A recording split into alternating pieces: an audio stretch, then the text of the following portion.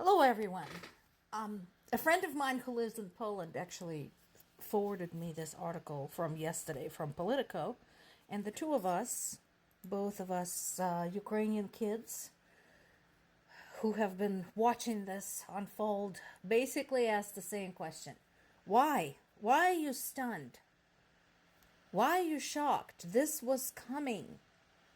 Come on. Have you been paying attention?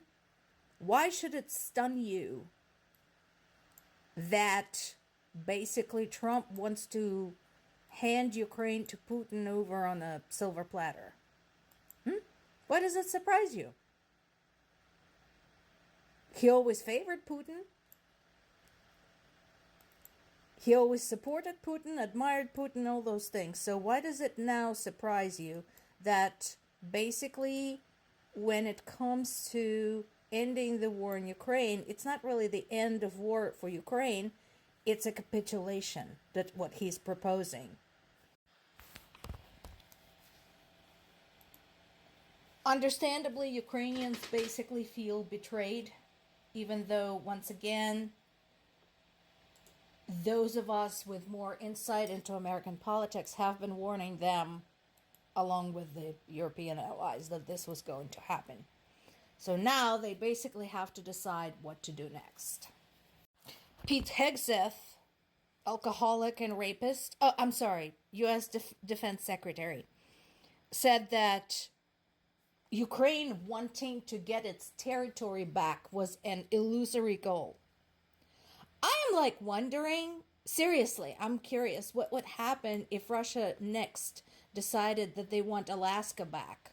Since Alaska used to historically belong to Russia, and giving Alaska to America has been widely considered a big mistake by Russians. I wonder what he will say then. And again, not at all surprisingly, out comes the statement that America will no longer be supporting European allies. So at this point, America might as well pull out of NATO, because otherwise, what is the point of their being a member? NATO members stand up for one another, and the US just basically said, I'm not gonna. I don't wanna. So the recurring theme here has been Trump talking about how he's going to talk to Putin, he's going to meet with Putin.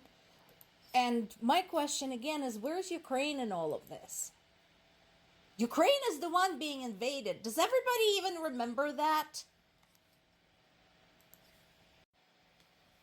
They're saying that they're going to meet in Saudi Arabia, which is understandable considering that Saudi Arabia will not arrest Putin. That said,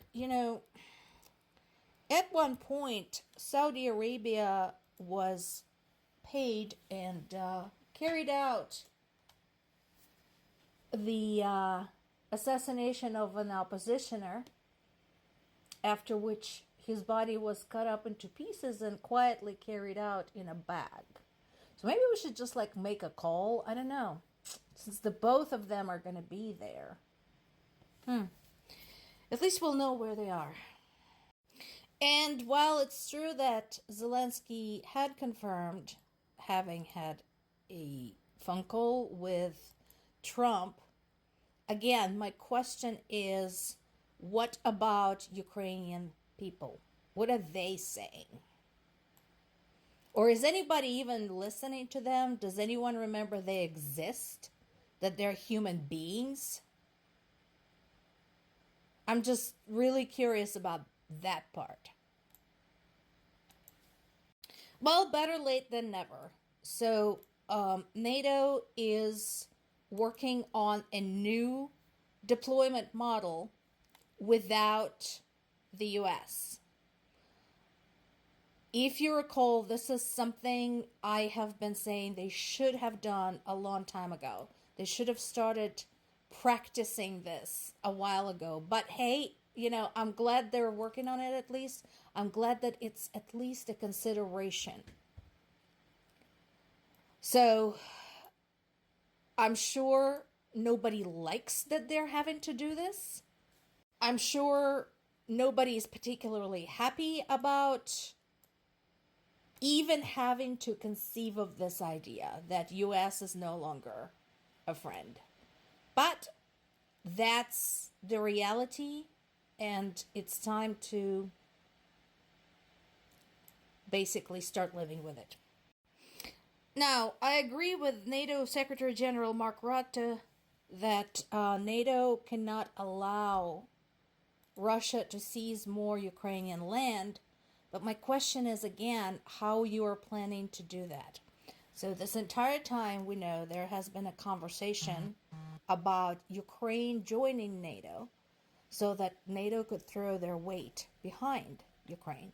And that would have been a solid strategy. However, there was a lot of opposition from NATO members not wanting to take on that responsibility, not wanting to take on this burden, which created a very awkward situation.